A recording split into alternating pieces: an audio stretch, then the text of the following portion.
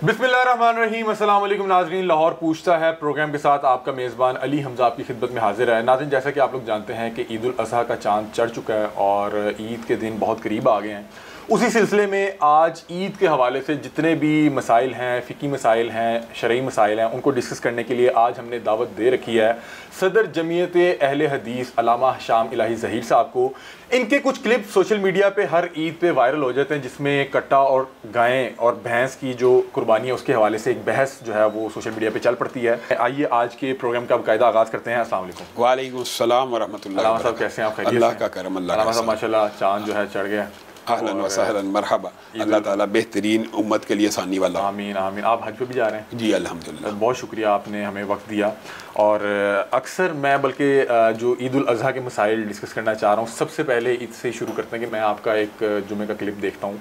कट्टे और जो भैंस और जो गायें हैं उसके हवाले से डिफरेंस, मतलब कि जो एक कट्टा है, मतलब कि जो भैंसा होता है वो, और जो ये गायें होती है, इसकी कुर्बानी जायज़ है नहीं है, और जो लोग करते हैं उनकी क्या मंतक है, इस हवाले से आप क्या कहते हैं? बिस्मिल्लाहिर्रहमानिर्रहीम। अली हमज़ा भाई, ये कोई बहुत बड़ी रॉकेट साइंस की बात नहीं है। और पहली बात मैं ये कहना चाहता हूँ कि बाद लोग ये समझते हैं कि ये अहले हदीस और फ़िक़्ह हनफी के दरमियान कोई मुतनाज़ा या मारकतुल आरा मसला। हकीकत बात यह है कि ये अहले हदीस उलमा के माबैन भी इख्तलाफी है और अहनाफ उलमा के माबैन भी इख्तलाफी है। वो ये कहते हैं जी कट्टा हलाल है, भैंस हलाल है, पूरा साल आप उसका दूध पीते हैं, पूरा साल उसका गोश्त खाते हैं, तो कुर्बानी के मौके पे आप उसको क्यों नहीं जायज़ करार देते हैं कुर्बानी के लिए? ये एक सवाल है, वैलिड आ सकता है। जी जी। मैं उसके बदले में आपसे सवाल पूछता हूँ, क्या हर हलाल जानवर की कुर्बानी है? नहीं।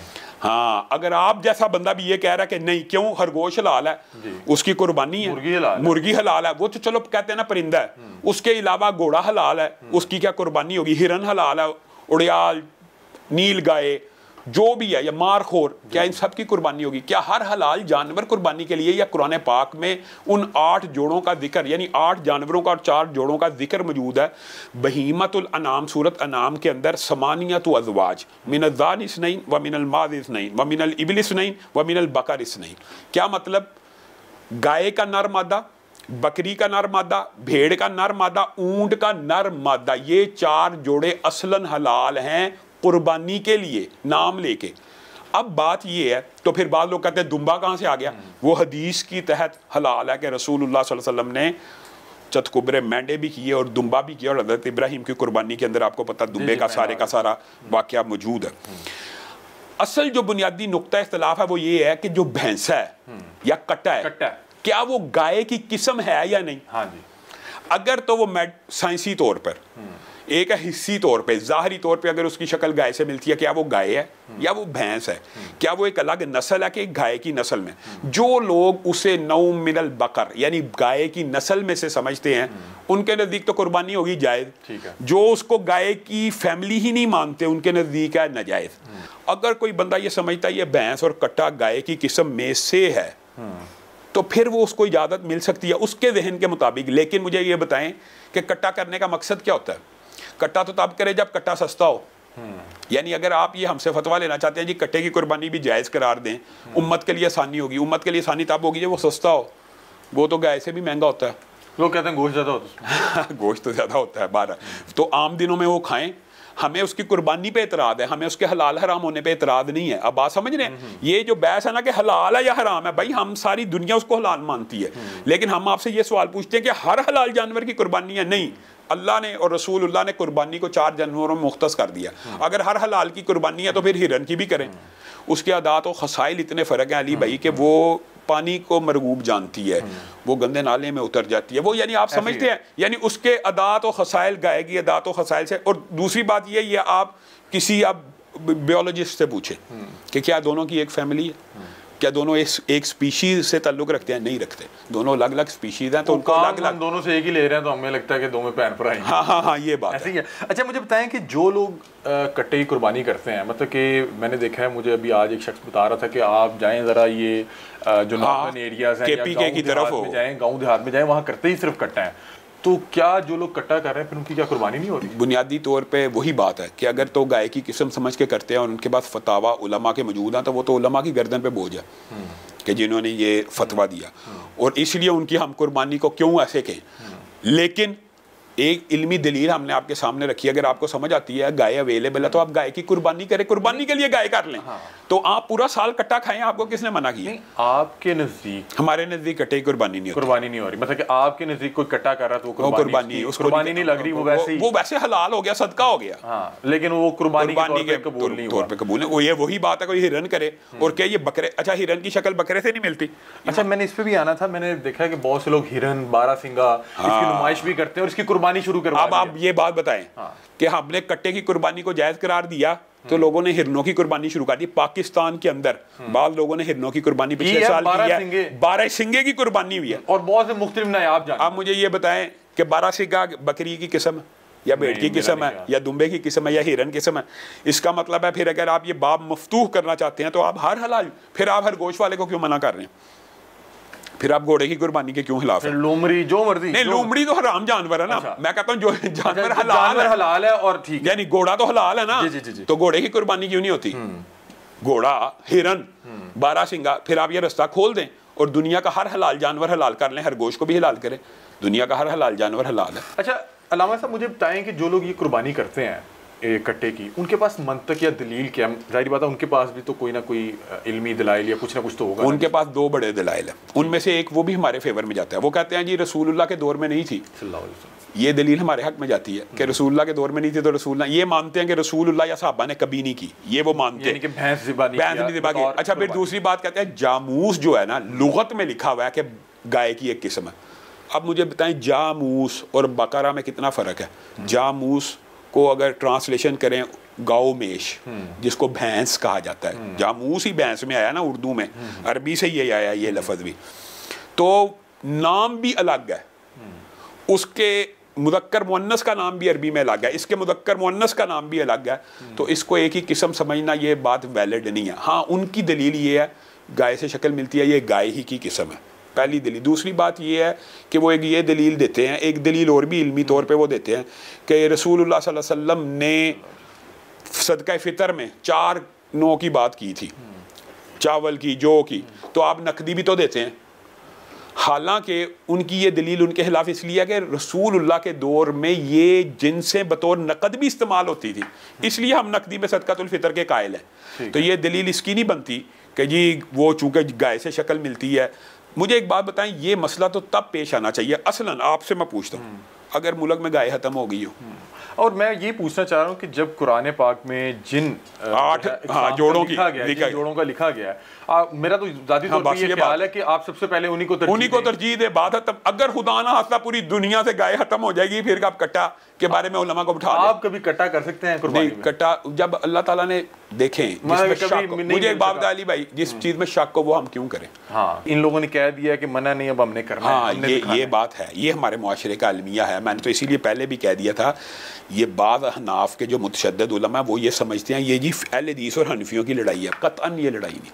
अहले हदीस में, अब आपको बताता हूँ, ऐसे स्कूल ऑफ थॉट अहले हदीस में मौजूद है जो कट्टे की कुर्बानी को जायज़ समझते हैं। अच्छा, अहले हदीस में भी है और हनाफ में भी ऐसे लोग मौजूद हैं जो कट्टे की कुर्बानी को नाजायज़ समझते हैं। तो बुनियादी तौर पर यह मसला एक इल्मी नौइयत का है, लेकिन इसको टसलबाजी की वजह से इसको पॉपुलैरिटी ज़्यादा दी दिखाने के लिए कि भाई हम कर रहे हैं, हमारी तो कबूल हो रही है, हमारे तो कट्टे की भी कुर्बानी कबूल हो रही है। अच्छा चलें, कट्टे और भैंसे से आगे निकलते हैं। कट्टे का आपने कुर्बानी का कट्टा खोल दिया कुर्बानी का कट्टा खोल दिया। अच्छा अल्लामा साहब, मुझे अब ये बताएं कि जैसे आपने बताया कि 8 जोड़ों का जिक्र किया गया है, मेल और फीमेल। हमारे यहाँ फीमेल की कुर्बानी ना देखी जाती है और ऐसे लगता है लोगों को कि शायद ये जायज़ ही नहीं है। ये क्या मकसद है, मतलब कि ये कल्चर क्यों है? अली हमदा भाई, बुनियादी तौर पे उसकी वजह एक हदीस है। रसूलुल्लाह सल्लल्लाहु अलैहि वसल्लम ने फरमाया दुदेल जानवर, दूध देने वाले जानवरों से इज्तनाब करो। लेकिन इसका मतलब ये नहीं कि वो जायज़ नहीं होते। सिर्फ पाकिस्तान के अंदर आज से 8 साल पहले गाय में से मुअन्नस को प्रेफरेंस दी जाती थी, गाय की नस्ल में से। बकरियां वाकई नहीं होती, भेड़े भी नहीं होते, ऊँटनियों से भी लोग इज्तनाब करते। पाकिस्तान में मेल कल्चर मौजूद है, लेकिन अरबों में ये कल्चर नहीं है। बकरी बकरे को बराबर समझा जाता है, भेड़ और यानी नर मादा को बराबर समझा जाता है। ये पाकिस्तान में कल्चर है ख़ास सोच की वजह से कि ये दूध देने वाले जानवरों से इज्तनाब करना चाहिए। और वैसे ही रसूलुल्लाह सल्लल्लाहु अलैहि वसल्लम की इंस्ट्रक्शंस भी हैं कि एक जानवर दूध दे रहा है तो बच्चे दे रहा है तो कोई बेवकूफ़ी होगा उसी को ज़िबा कर दे, यानी एक अकली मंतकी तौर के ऊपर। और हमेशा वो दूध तभी दे रहा होता है कि जब उसने बच्चे देने होते हैं, तो इस वजह से उससे इज्तनाब हमारे बड़े सगीर के मुआशरे माहौल में पाया जाता है। वरना हम पूरा साल जो मंडी में बकरियां भी होती हैं, भैंसें भी ज़बा होती हैं और लोग खाते हैं, कोई अच्छा। ये आपने बताया कि एक हदीस मौजूद है कि जो दूध देने वाला जानवर है उससे इज्तनाब किया जाए, तो इस वजह से जो है लोग मुन्नस से ठीक है मैं इतराज़ करते हैं। अच्छा, एक बहुत बड़ी चीज़ जो अक्सर ईद पे डिस्कस होती है, एक खस्सी कर दिया जाता है और एक आंडर बकरा होता है। अब पहले मुझे बताएं कि जो ये खस्सी किया जाता है, ये क्या बकरा जख्मी हो जाता है? बुनियादी तौर पे ये जो मसला है ना, ये अहले सुन्नत और शियों के माबैन एक मारकतुल आरा इख्तिलाफी, जो आपने अभी बात की टसल वाली बात है। खस्सी जो जानवर है वो अहले सुन्नत के यहाँ ऐब नहीं है, ठीक है। यानी खस्सी जानवर ऐब ऐसा नहीं है जिससे कुर्बानी हराम हो जाए या मकरू हो जाए। जबकि शियों के यहाँ जो खस्सी है वो ऐब है, वो कहते हैं आंडल नहीं होना चाहिए, यानी नेचुरल उसकी जो अल्लाह रब्बुल इज़्ज़त ने उसको दिया वह सलाहियत बच्चे पैदा करने की, तो वो उसको खस्सी क्यों किया जाता है? ये रसूलुल्लाह सल्लल्लाहु अलैहि वसल्लम के दौर से मामला चला आ रहा है अली भाई, ये आज का नहीं है। अच्छा, हाँ, ये बात अगर ये बात समझ आ जाए, रसूलुल्लाह सल्लल्लाहु अलैहि वसल्लम ने खुद 2 चतकुबरे खस्सी मेंढों को ज़बा किया, ये हदीस सही है। इसके ऊपर बाद उलमा ने इख्तलाफ किया कि ये जी हदीस ज़ईफ़ है वगैरह।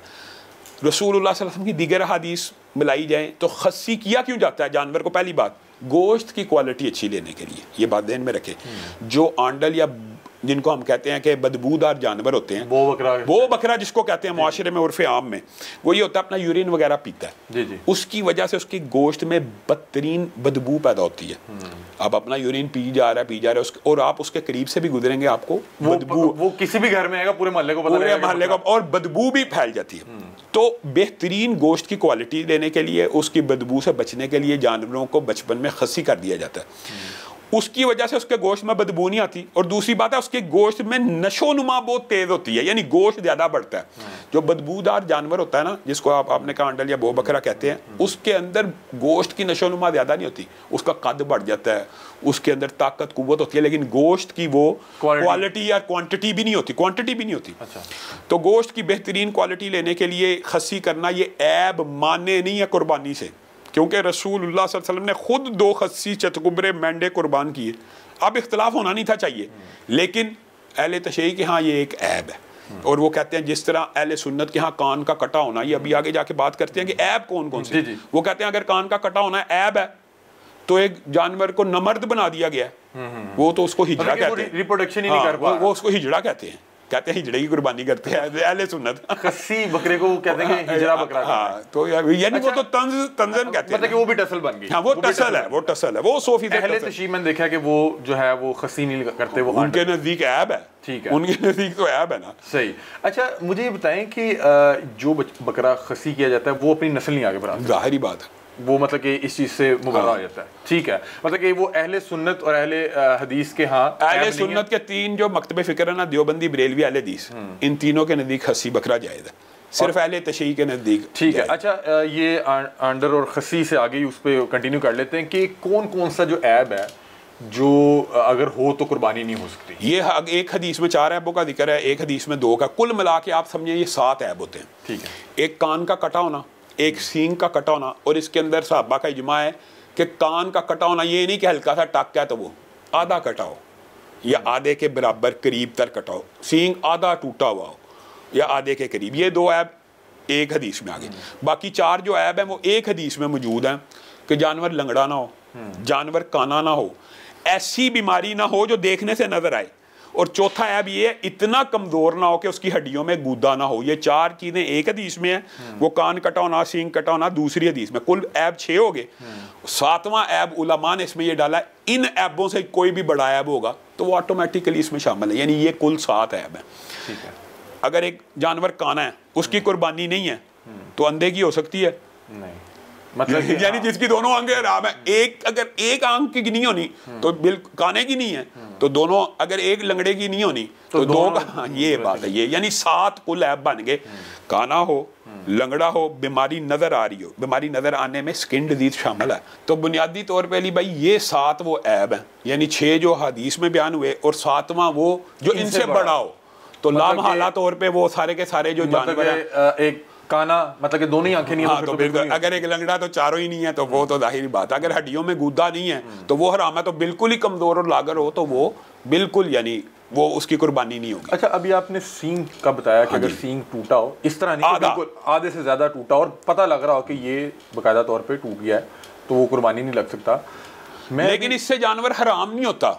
एक कुर्बानी का हाँ, कुर्बानी की शरायत अल्लाह ताला ने कुछ बुलंद रखी हुई है, हलाल हराम की अफजल चीज कुर्बानी करें, ये बात है बुनियादी, मतलब कि वो मुकम्मल तौर पे सेहतमंद हो, खूबसूरत हो, अल्लाह के सामने पेश होनी है, तो यानी एक। अच्छा, बहुत से लोग मैंने भी देखा है कि वो जानबूझ के सींग कटवा देते हैं। अभी मैं हाल ही में होके आया हूँ, वो बता रहे हैं कि ऑपरेट करवाया, अब सींग है ही नहीं, वो कायदा तौर पे कोने कर देते हैं। हाँ, और उसकी वो कीमत उल्टा ज्यादा मांग रहे होते हैं जो कुर्बानी के ऊपर लगता ही नहीं। अच्छा, मैं आपको एक बात बताता हूँ, फिर वही बात, ये मैंने पहले कहा, आधा सींग काटने वाले की कुर्बानी नहीं, तो अगर पूरा काटा हो तो फिर तो बिल्कुल ही नहीं ना होगी। वो कहते हैं ये टूटा नहीं, हमने खुद काटा, खूबसूरत ज्यादा हो गया। मैं अच्छा, ये किसने कहा कि टूटा शर्त? आधा सींग कोई काट दे या आधे से कम काट दे, कोई मसला हो तो उसकी तो कुर्बानी की जाती। अगर आधे से ज़्यादा कटा हो तो उसकी नहीं है, तो पूरा कटा हो कैसे हो सकती है? इसका मतलब ये है कि पूरा कटे होने वाले सींग वाले की भी कुर्बानी नहीं। मैं तो लोगों को ये मशवरा देता हूँ, ख़ास तौर पे ये मसला किस में है, गाय में है। जो कोने बकरे होते हैं ना बगैर सींग के, वो पता लग जाता है वो जेन्युइन है, वो जेन्युइन है जी जी। वो राजनपुरी या मुख्तलिफ ब्रीडें हैं और उनके बच्चों के बचपन से ही सींग, और वो होते ही नहीं है, वो होते ही नहीं। यहाँ पे गाय के सींग आपको बाज़ाब्ता तौर पे नजर आ रहे होते हैं, लेकिन वो उन्होंने मैं आज मंडी गया हूँ तो वो साहब बता रहे हैं कि हमने इसका ऑपरेट करवा के इसके सींग, अब आप वो जानवर कुर्बानी के लिए है। ये तो ये आम है, ये पूरी मंडी। अच्छा, वो आप बताएं वो सींग क्यों काटते हैं आपके ख्याल में? क्योंकि उनकी निगहदाश्त, उनको पालना पोसना आसान होता है। सींग वाले जानवर की परवरिश मुश्किल होती है। आप बात समझे? वो गाय के सींग क्यों जड़ से काट देते हैं? गाय लड़ेगी, एक दूसरे को जख्मी करेगी, हमारी कुर्बानी के जानवर माल मवेशी जो हैं वो ऐबदार हो जाएंगे। सींग अगर गाय एक दूसरे को मारे, जख्मी कर दे, टांग टूट जाए, टांग लंगड़े की कुर्बानी, तो वो जड़ से काट के उल्टा लोगों को बेवकूफ़ बनाते हैं। अब मेरे पे डॉक्टर इरफान वाला फतवा ना लग जाए, ये कुर्बानियों की नहीं, कुर्बानियों की कीमतें कम। जो गाय, मेरा मशवरा ये है कि कोनी हो या जिसका सींग ऐसे डाउट हो, वो कभी नहीं लेनी चाहिए, क्योंकि वो पूरा सींग जड़ से काटा गया। तो मैं तो लोगों को ये कहता हूँ कि गाय के जो सींग है कटे हुए नजर आए, कोई निशान ना, वो जानवर ना लें, बिल्कुल नहीं लेना चाहिए। क्योंकि ये बकरा हो तो वो ले लें, बकरा को पता लग जाता है कि इसके नहीं काटे हुए, लेकिन गाय का सींग आपको बाकायदा नजर आ रहा तो वो गाय खरीदें। अगर वो बिल्कुल रगड़ के वॉश किया हुआ है, साफ किया हुआ है, तो वो ऐब शामिल है जो सींग कटा है। जिसने पूरा ही काट दिया, आधे की नहीं होती, तो पूरे काटने वाले की कैसे हो सकती है? तो ये जो पूरी मंडियां भरी पड़ी हैं, भरी पड़ी हैं, सींग कटे जो है, कोने बछड़े खड़े, तो अगर हम इसकी मजम्मत करेंगे, कंडेम करेंगे, तो वो अगले साल उनके नीना काटेंगे। अब उनके बिक रहे हैं, अब उनके बिक रहे हैं, और वो लोगों को इस ऐब का पता ही नहीं है। ये कुर्बानी के अंदर जो ऐब रसूलुल्लाह सल्लल्लाहु अलैहि वसल्लम ने बयान की, ये उनमें शामिल है। सींग कटा का तो बताया हुआ है ना, और ये तो सींग कटा भी, सींग टूटने वाला से मुराद सींग कटा हुआ है, यानी आधे से ज्यादा अगर सींग कटा हुआ या आधे के करीब भी कटा हुआ है, वो जानवर कुर्बानी के लिए नहीं है, हलाल है, लेकिन कुर्बानी के लिए वो काबिल कबूल नहीं है। और आपने तो बिल्कुल जड़ से निकाल दिया, तो फिर तो ये बिल्कुल नहीं वैलिड, वो बिल्कुल नहीं वैलिड। कुर्बानी अगर हम सब मिल के ऐसे जानवरों की मजम्मत करें, कंडेम करें और कुर्बानी के लिए उनको जायज़ करार ना दें, तो मंडियों की कीमतें भी कम होंगी और अगले साल वो सींगों वाले जानवर भी लेके आएंगे। तमाम अहबाब जो भी कुर्बानी लेने जा रहे हैं और वो कुर्बानी ख़रीदने का इरादा रखते हैं, जानवर खूबसूरत वो है जो अपनी ओरिजिनल हालत में हो। बेशक ये नहीं है कि किसी को आल्टर किया हो, किसी के सींग काट दिए जाएं। आप बाकायदा तौर पे जब बैल लेने जाएंगे, जिसको कोना बनाया गया होगा, आप जाएंगे तो उसके वहाँ पे सींग के बाकियात और असरात मौजूद होंगे, और वो खुद बता भी देंगे। आज हमने एक साहब का किया, उन्होंने कहा कि हम इसको निकलवा देते हैं और या ऑपरेट करवा देते हैं, तो बता रहे हैं कि आधा सींग कटा जो हो उसकी कुर्बानी जायज़ नहीं है, तो जिसकी आपने जड़ से निकाल दिया उसकी कुर्बानी कैसे जायज़ हो सकती है। प्रोग्राम में वक्त हुआ एक ब्रेक का, कहीं मत जाइएगा। हाफ़िज़ साहब हमारे साथ मौजूद हैं, अलामा साहब, गुफ्तगू का सिलसिला यहीं से शुरू करेंगे। अभी आपसे मिलते हैं ब्रेक के बाद।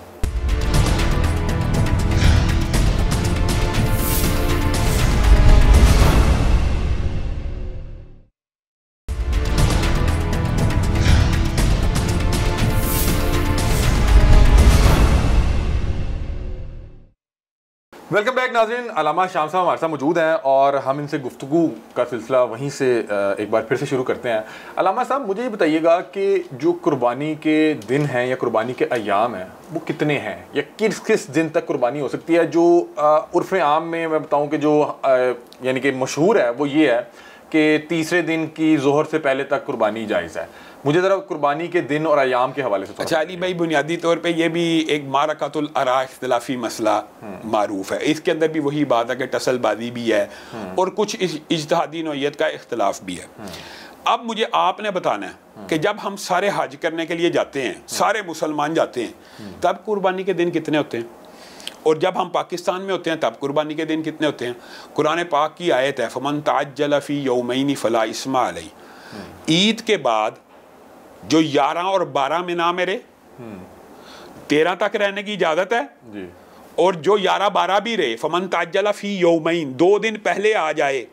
तो अगर कुर्बानी के कुल अय्याम 3 हो, 2 दिन पहले आ जाए तो वो तो सिर्फ 10-11 बनता है जी जी। तो कुर्बानी के अय्याम 10, 11, 12 और 13 हैं, तो 2 दिन की छूट मिली तो वो 13 को वापस आया। तो बुनियादी तौर पे जब आप मिना में होते हैं तब आप 13 तारीख को भी कुर्बानियां करते हैं। मतलब कि आप 13वें मतलब कि ईद के चौथे दिन, हाँ ईद के चौथे दिन मिना में कुर्बानियां होती हैं। वहाँ पे आप हज करने के लिए आते हैं, वहाँ आप मान लेते हैं आप हज करने जा रहे हैं तो ईद के चौथे दिन तक कुर्बानियां आप करते हैं। तो जब आप पाकिस्तान में होते हैं तब ईद के चौथे दिन तक कुर्बानी नहीं होती। ये फ़लसफ़ा कहाँ से आया? ये फ़लसफ़ा सही नहीं है। मैं उसकी वजह एक और बताता हूँ। हदीस रसूलुल्लाह सल्लल्लाहु अलैहि वसल्लम ने फरमाया कि हर तशरीक के दिन ज़िबा है। और अय्याम किसको कहते हैं? जमा को। ये बड़ी आम फहम बात है, इसमें बहुत लंबा चौड़ा इख्तिलाफ होना नहीं था चाहिए, लेकिन मुआशरे में बहुत लंबा चौड़ा इख्तिलाफ है। अय्याम जमा है यौम की, यौम की तस्निया यौमैन होता है और जमा होता है अय्याम। अय्याम कम अज़ कम कितने दिनों पे दलालत करता है? अरबी ज़ुबान में जो जमा होती है कम अज़ कम 3 पे दलालत करती है। ईद के दिन के बाद 3 दिन अय्याम तशरीक पूरी दुनिया में इजमाई मसला। अय्याम तशरीक किसको कहते हैं? 11, 12, 13 को। 11, 12, 13 को, 10 को तो आप ईद में हाँ, तो अय्याम तशरीक।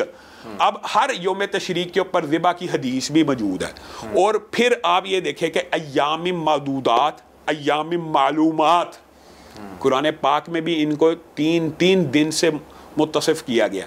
ईद के बाद, ईद के बाद 3 हाँ, दिन, मतलब आप ये कह रहे हैं यौमुन नहर तो शामिल नहीं ना होता अय्याम तशरीक में या मादूदात में, तो वो तो दिन ईद का दिन तो नहीं है। ये तो एक आम फहम लॉजिक। अच्छा, मैं आपसे बात कर रहा हूँ कि मैं ये आम लोगों को समझने के लिए कि आप ये कह रहे हैं कि 4 दिन तक ईद की जो ज़िबा की इजाज़त है वो 4 दिन तक है। ये हमारे मुआशरे का उर्फ है कि हम 3 दिन तक करते हैं।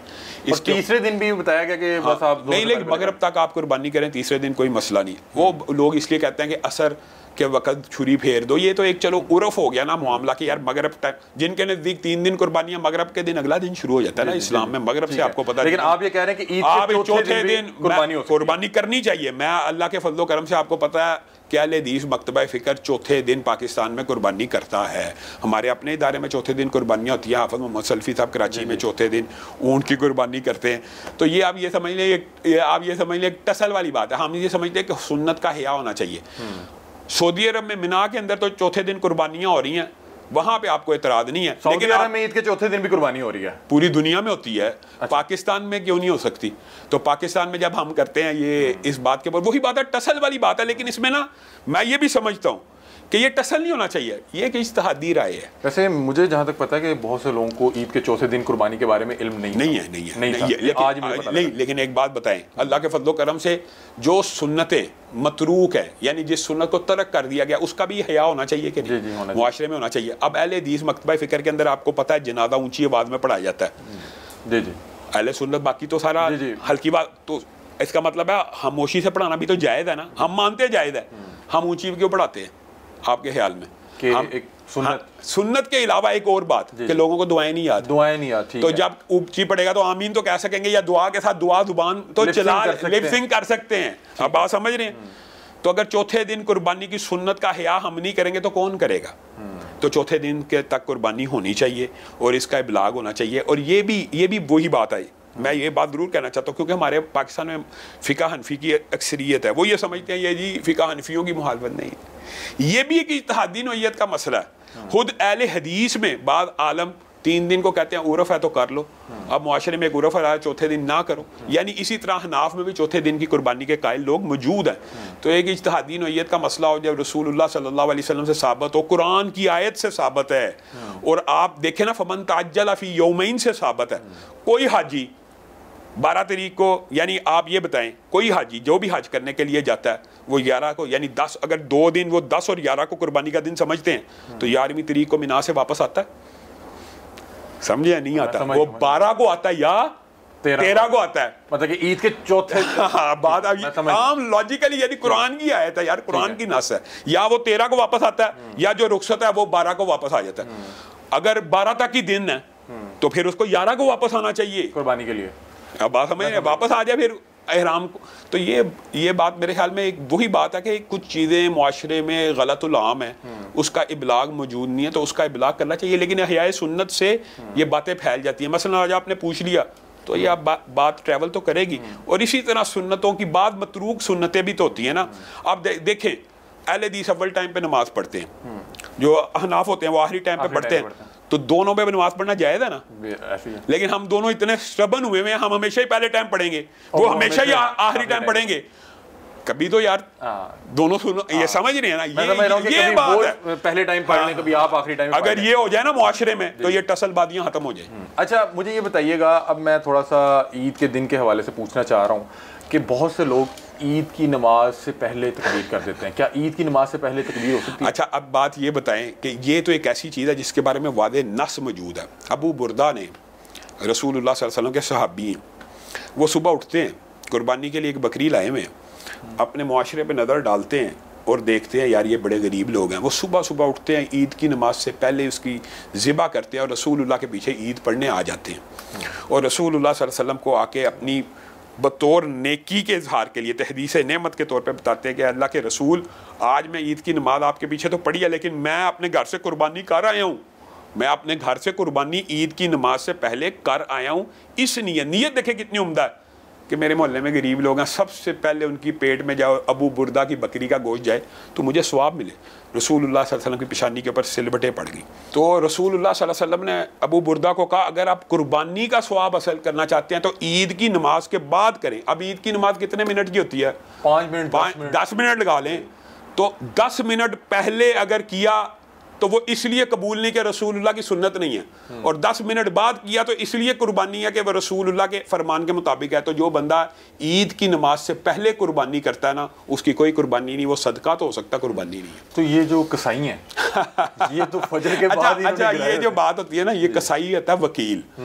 कुर्बानी में वकील बनाना जायज़ है, ये बात भी याद रखें। और जिसको वकील बनाया जाए, मसलन मैंने किसी को वकील बनाया, अगर उसकी मस्जिद में सुबह, जैसे हमारे यहाँ 5:45 पे ईद की नमाज अदा हो जाती है, तो जैसे ईद की नमाज अदा हो जाती है, हम वकील होते हैं, इज्तिमाई कुर्बानी करते हैं, तो हम 5:45 पे कुर्बानी करना शुरू कर देते हैं। इसमें जो वकील होता है ना, जिसको आपने मुख्तस किया कुर्बानी करने के लिए, ये उसके अमल के ऊपर है। अगर उसने ईद की नमाज पढ़ लिया, वो कुर्बानी कर दे, कुर्बानी जायज़ है। और अगर ये नहीं होता, ये बात बड़ी एक फिकी नौइयत का मसला है। लोग समझते हैं इस बंदे ने हिस्सा डाला है, इसने अभी ईद की नमाज नहीं पढ़ी, ये अपने ऊपर वो तकलीफ मुसल्लत करना जिसकी शरीयत में, पता क्या आपको पता है, ऐसे मदारस मौजूद हैं, वो फ़ोन कर देते हैं जी ईद की नमाज पढ़ लीजिए, एक गांव के पूरे बंदे पूरे हो गए। ये तकलीफ ऐसी है जो अल्लाह ताला ने नहीं मुसल्लत की, आपने पढ़ लिया, आपको उन्होंने वकील बनाया, आप कुर्बान कर दे, गाय जाए। अच्छा, मुझे बताएं कि मैंने देखा कि बहुत से जो कसाई होते हैं वो तकबीर करते हैं और साथ ही एक उसके दिल की तरफ छुरी मनके के पीछे एक हराम मगज होता है, उसको काटते हैं, और वो फौरी तौर पे अभी वो तरफ ही रहा होता है कि ठंडा हो जाता लेते हैं,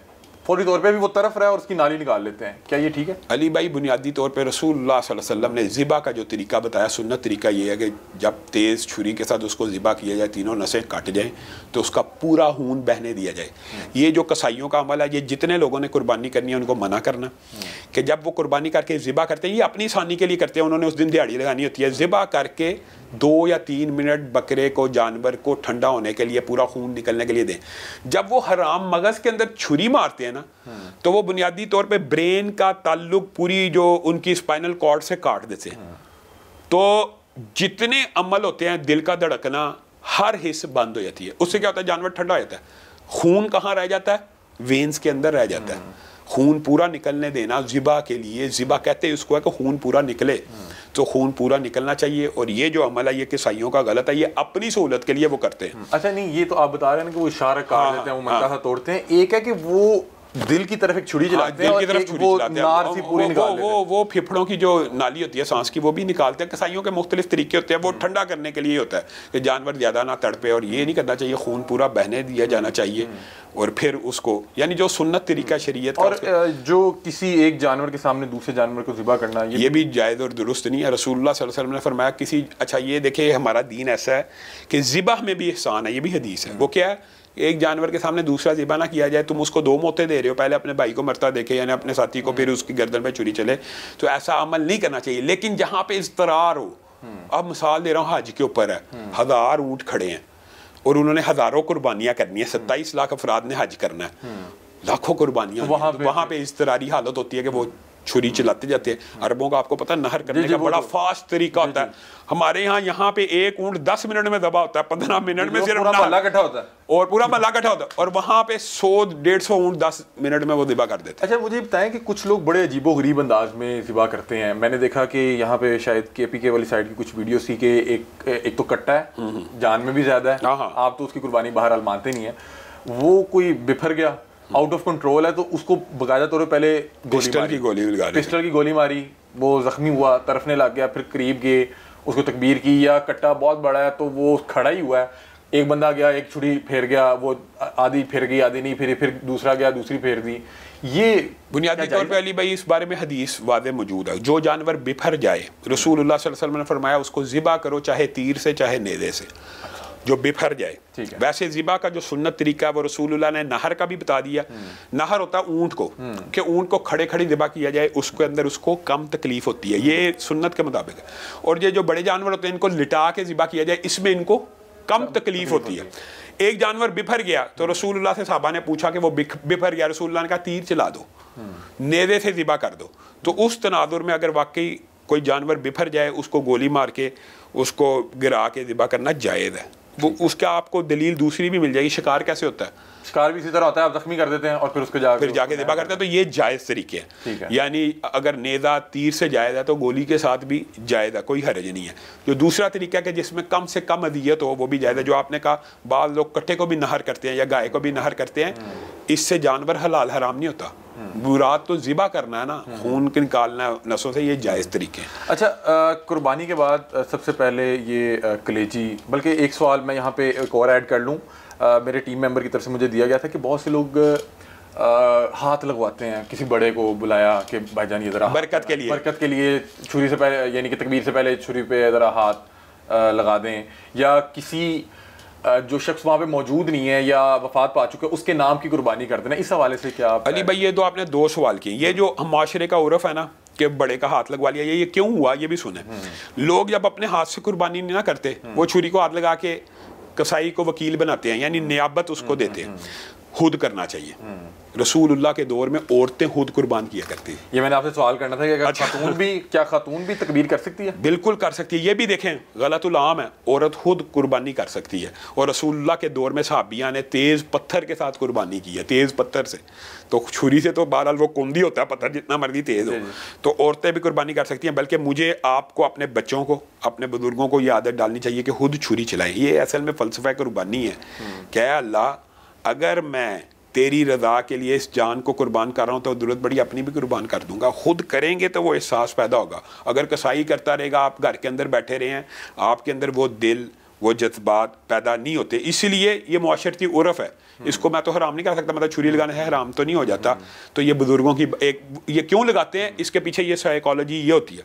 दूसरी बात, ये जो आपने दूसरा सवाल किया, किसी ऐसे शख्स के नाम की कुर्बानी करना, हाँ, किसी ऐसे पे मौजूद नहीं है या मैयत, हाँ, ये जो है सवाल बड़ा फिकी सवाल है। इसके अंदर आपको पता बहुत लंबा चौड़ा इख्तिलाफ है। लेकिन मैं जिस मौक़िफ़ को राजे समझता हूँ वो ये है कि माली सदका किसी भी मैयत की तरफ से हो जाता है।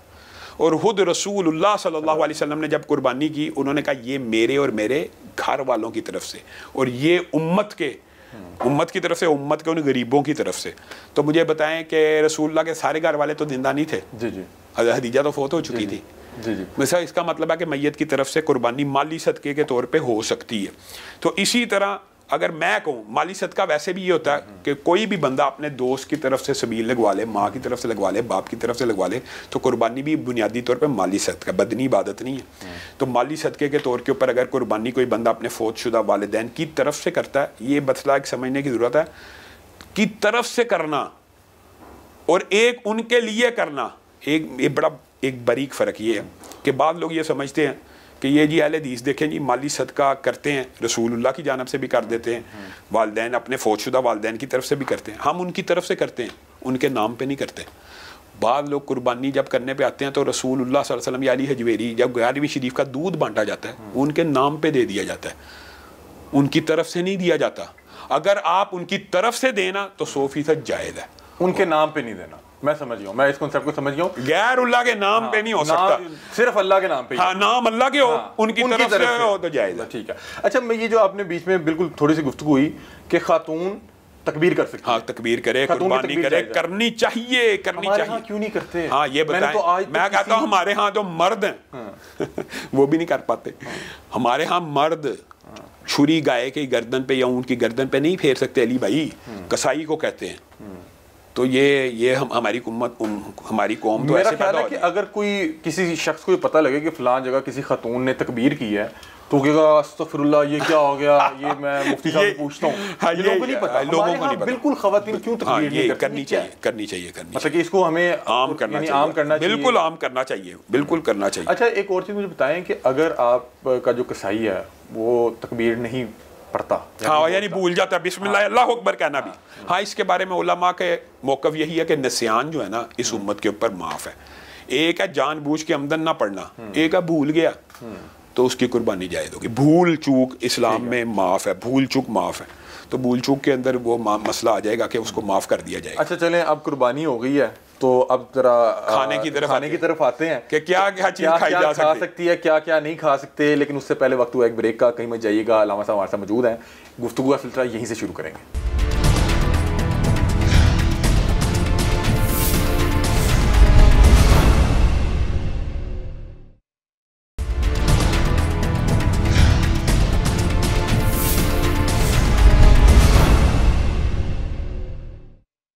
वेलकम बैक नाज़रीन, अल्लामा साहब हमारे साथ मौजूद हैं और गुफ्तगू का सिलसिला वहीं से शुरू करते हैं।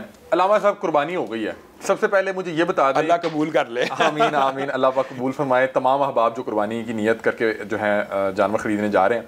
अल्लामा साहब, सबसे पहले ये बता दें कि हमें ये जो बताया जाता है कि कुर्बानी हो जाए तो उसको 3 हिस्सों में तकसीम करें, एक अपने लिए रखें, एक रिश्तेदारों के लिए रखें, एक गरीबों के लिए। और बहुत से लोग ये कहते हैं कि फ़लाँ बंदा फ़लाँ इतने दिन तक खाता रहा, और कुछ लोग ये समझते हैं कि सिर्फ मुहर्रम के चाँद चढ़ने तक आप कुर्बानी का गोश्त खा सकते हैं, उसके बाद नहीं खा सकते।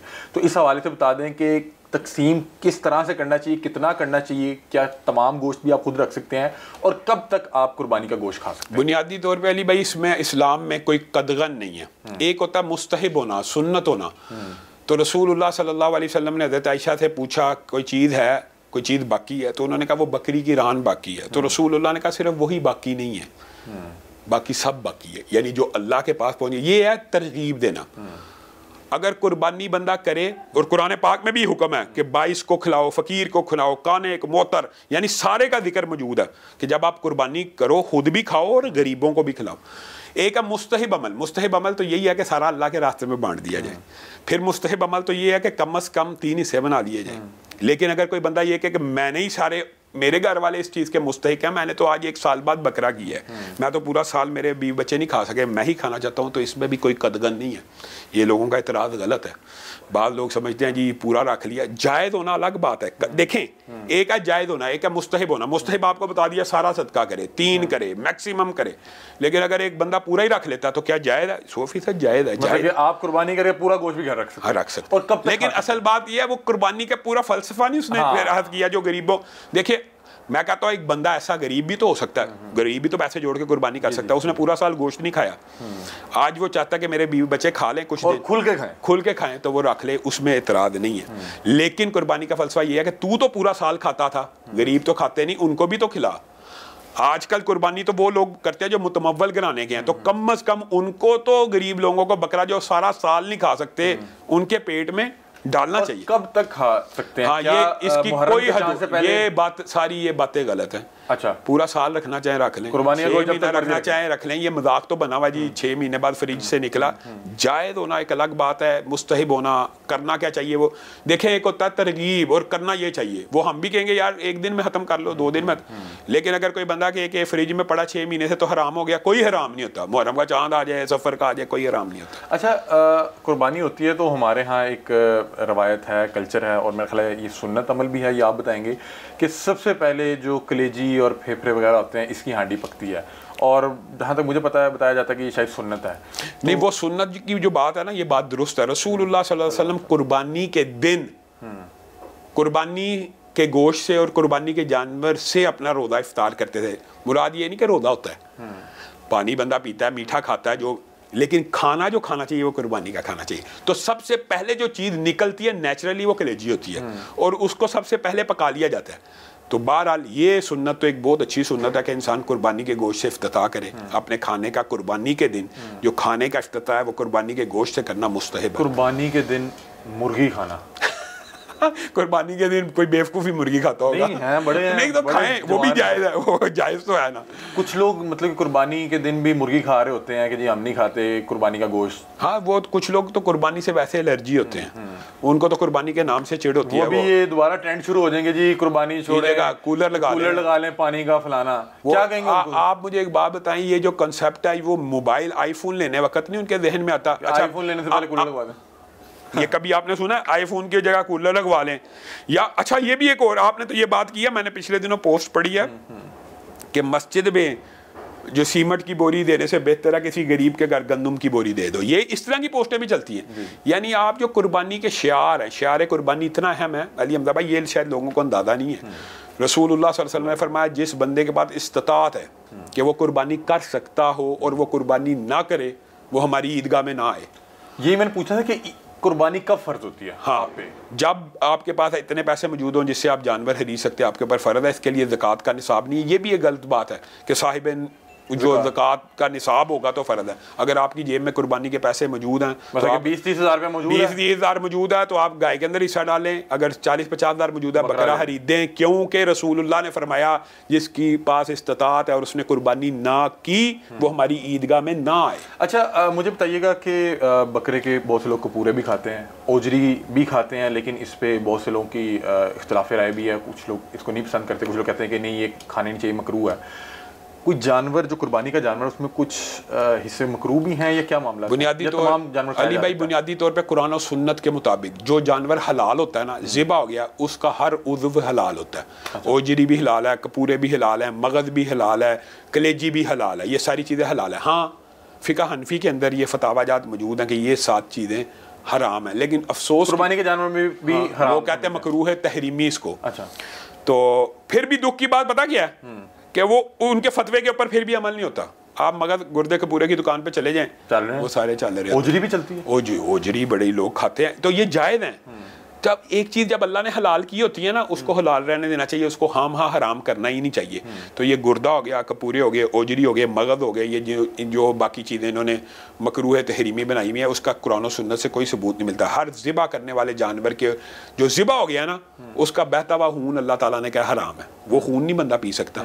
और कलेजी तो खून से बनी थी, वो फिर भी जायज़ है। तो सारी चीज़ें जायज़ होती हैं, इसके अंदर शरीयत में कोई इतराज़ और कबाहत नहीं है। ये हमने बनाई हुई है कि ये जी मकरूह है, ये जी मकरूह तहरीमी है, ये जी हराम के करीब है, ये रसूलुल्लाह से साबित नहीं है। अच्छा, बहुत से लोग ना अब आजकल बड़े बर्गर और यानी कि बड़े सोफिस्टिकेटेड, और जी हम तो ये नहीं खून खराबा और इस तरह नहीं करते। खून खराबे की भी बड़ी बात खराबा वो क्या करते हैं कि जी वो किसी कसाई को जी पैसे देते हैं, कोई जानवर लेके ज़िबा करके वो बांट दें, को गोश्त वो भेज देता। क्या इस तरह कुर्बानी हुई थी कि आपने जानवर भी नहीं देखा? नहीं, किसी को पैसे दे, किसी को वकील बना के कुर्बानी करना जायज़ होती है। लेकिन ये जो आपने सवाल किया, इसके सवाल के अंदर एक ज़िमनी मेरे ज़हन में बात आई है कि कुछ लोग कुर्बानी की खालें उजरत के तौर पे कसाईयों को दे देते हैं, या कुर्बानी का गोश्त पैसे नहीं दिए, ज़िबा करने का गोश्त दे दिया। ये शरीयत में 100% हराम है। ये बात ध्यान में रखे, कुर्बानी की खाल बतौर उजरत कसाई को देना हराम है। कसाई की उजरत जो है ना वो कुर्बानी में शामिल है, यानी कुर्बानी प्लस कसाई की मजदूरी आपकी कुर्बानी है। अच्छा, मैंने ये पूछा था कुछ लोग खाल बेच के कोई मोबाइल ले लिया, कुछ इस तरह, हराम है। हराम है कुर्बानी के जानवर का कोई उज़व बेचना, कोई खाल बेचना बतौर उजरत, ये जायज़ नहीं है। मतलब कि आपको खाल बेच के भी उसका डोनेट करना पड़ेगा, सदका करना पड़ेगा, या आप उसको अपने जाती इस्तेमाल में बतौर कंबल चादर ये सुन्नत से मिलता। ठीक है, लेकिन आप उसको बेच के कोई बेच के नहीं है, या उजरत के तौर पे कसाई को नहीं दे सकते। अच्छा, लेकिन आपको ये नहीं लगता कि जैसे आपने बताया कि आप किसी को वकील बना के पैसे दे सकते हैं, वो आपके बिहाफ पे कुर्बानी करे, गोश्त बांटे ना बांटे, नहीं बांटेगा वो तो ईमानदार कोई बंदा वकील बनाता है। लेकिन बहुत से लोग इससे ये मतलब तो नहीं ले लेंगे कि वो कुर्बानी की जगह लोगों को सदका कर देंगे, जो मर्जी करो कुर्बानी। जो बंदा शायर इस्लाम को इस तरह कंडेम करे कि कुर्बानी की जगह मैंने कूलर लगाना और कुर्बानी के पैसे जेब में और रसूल ने फरमाया वो हमारे मसल्ले के करीब ही ना आए। इस्लाम में किसने क्या कूलर ना लगवाएं? कूलर की इजाज़त है, पूरा साल लगवाएं। आप कुर्बानी आई है यार, आप तो कुर्बानी करो पूरा साल, आपको मुर्गियों के खून से कोई टेंशन नहीं, सूअर काट रहे हैं कोई टेंशन नहीं, मैकडोनल्ड चले जाएं, KFC चले जाएं, सैकड़ों हज़ारों मुर्गियां, उनके खून की टेंशन नहीं। कुर्बानी आती है तो आपको मुसलमानों के खून की टेंशन लग जाती है। आप इतने भयानक खेल खेलते, स्पेन में बुल फाइटिंग नहीं होती है, उसको बुल को जिंदा ही मार के वो उसको करते हैं, मुझे पता, तलवारें मार देते हैं उसको जब तक वो गिर नहीं जाता। वो जायज़ है नहीं, वो तो 100% हराम है। वो इनके नज़दीक तब इनकी इंसानियत नहीं जागती। ये कुर्बानी शायर-इल्लाह में से है और हज़रत इब्राहीम के अलावा रसूलुल्लाह की सुन्नत है। तो शायर-इल्लाह के मौके के ऊपर जी हज ना करो, जी उम्रा ना करो, बच्ची की शादी कराओ। भाई बच्ची की शादी पूरा साल कराओ, हज का मौका है हज कर लो। ये हज अराकीन इस्लाम में से है। उम्रा यानी एक नेकी को दूसरी नेकी का सब्स्टिट्यूट समझना, ये जहालत के ऊपर मबनी बात है। हाँ, प्रायोरिटीज सेट करनी चाहिए कि मैं ये नेकी ज्यादा करूंगा, मैं ये नेकी ज्यादा करूंगा। हर बंदे की अपनी प्रायोरिटी हो सकती है, हर बंदे का अपना दिल हो सकता है, मुझे ये नेकी अच्छी लगती है, लेकिन ये कहना मैंने ये नेकी करनी ही नहीं है या इस नेकी का अजर नहीं है, ये बहुत बड़ी जहालत। अच्छा, प्रोग्राम का वक्त ख़त्म हो रहा है। आखिरी एक सवाल आपसे करना चाह रहा हूँ, उसी के साथ जो है हम इजाज़त भी चाहेंगे कि कुर्बानी के जानवर की तशहीर करना ये कैसा है? और कुछ अरसे से मैं देख रहा हूँ कि चांद रात या उससे पहले एक फेस्टिवल और एक होता है, एक मेला लगा लेना, उसमें जानवर के आगे ख़वातीन भी नाच रही हैं, डिस्को लाइट्स लगी हुई हैं और अजीबोगरीब सी हरकत हो रही हैं और बाकायदा एक तशहीरी प्रोग्राम है जी, फलां साहब ने इतने करोड़ का जानवर लिया है। इस हवाले से इन्ना लिल्लाहि व इन्ना इलैहि राजिऊन ही बंदा पढ़ सकता है कि अल्लाह ताला कुरान पाक में कह रहा है कि अल्लाह को ना कुर्बानी का गोश्त पहुंचता है, अल्लाह को पहुंचता है, ना खून पहुंचता है, दिलों का तकवा पहुंचता है कि आपने अल्लाह के कितने खौफ से और किस नीयत से कुर्बानी की है। छुरी चलाई है जानवर की गर्दन पे तो अपनी ख्वाहिश नफसानी पे भी चलाई है कि नहीं, अल्लाह के लिए आपने क्या किया। और अगर आप कुर्बानी के जानवर के आगे जैसे आप कह रहे हैं औरतें भंगड़ा डाल रही, आप हैरान रह जाएंगे।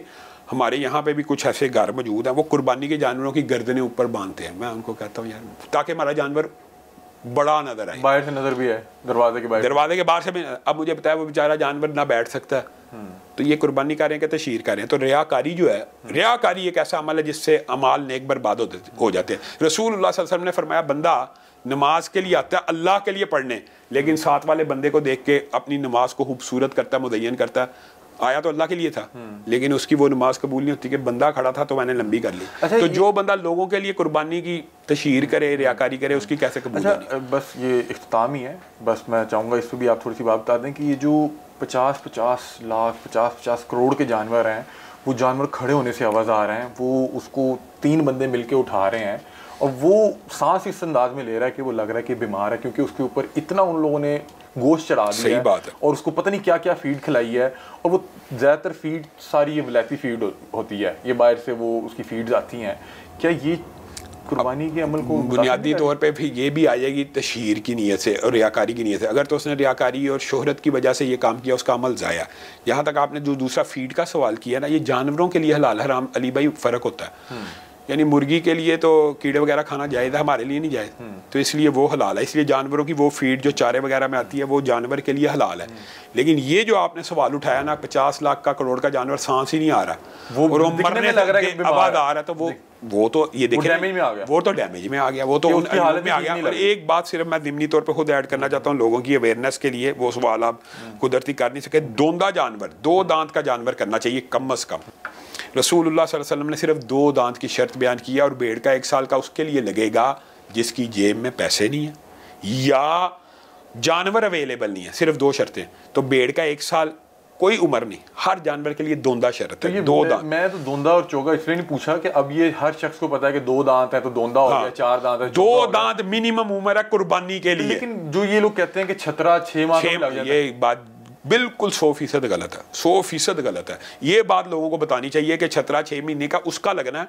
अगर घर का हो नहीं, जिसके पास पैसे कम हो, जिसके पास मसलन एक बंदे की जेब है 20,000 और उसको 20,000 का दोंदा नहीं मिल रहा, उसके लिए छतरा 1 साल का, 6 महीने का तो तस्वुर ही नहीं, 1 साल का लगना है। होता क्या है, ये जो कमजोर बकरे होते हैं या कमजोर भेड़े होती है ना, 1 साल में भी धुंधी नहीं होती, 1.25 साल में हो जाती है, 1.5 साल में हो जाती है। तो रसूलुल्लाह ने 1 साल उसकी इजाजत दे दी कि जिसकी जेब में पैसा नहीं है, मजबूरी है, वो 1 साल का कर ले, लेकिन उसकी भी किस्म भेड़ की है।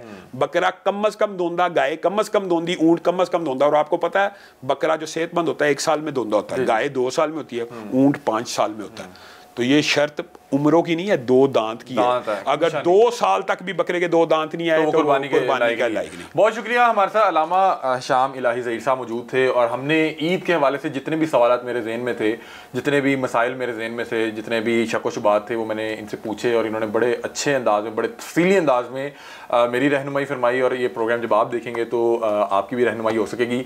दांतों के हवाले से हमने ज़्यादा सवाल इसलिए नहीं किए कि दांतों के हवाले से बड़ा बेसिक नॉलेज है और मेरा ख्याल है ये ज़्यादातर लोगों को पता होता है। जिनको नहीं पता उसके हवाले से भी अल्लामा साहब ने इख्तिताम पे वो चीज़ें ऐड कर दी कि कम से कम 2 दांत होने चाहिए। बहुत से लोग छतरा 6 माह का कह के भेज देते हैं, बता रहे हैं कि वो जायज़ नहीं है। वो तब जायज़ है कि अगर आपके पास 20,000 रुपये हैं और आपको 20,000 में दोंदा जानवर नहीं मिल रहा, तब आपके पास ये शर्त मौजूद है। अदरवाइज़ आप कोशिश यही करें कि कम से कम वो दोंदा हो, या उसके बाद फिर वो आगे जो मर्जी हो। बहरहाल ये प्रोग्राम था, अपनी राय से में आगाह कीजिएगा। तब तक के लिए अपने मेज़बान अली हमजा को दीजिए इजाज़त। अल्लाह हाफ़िज़।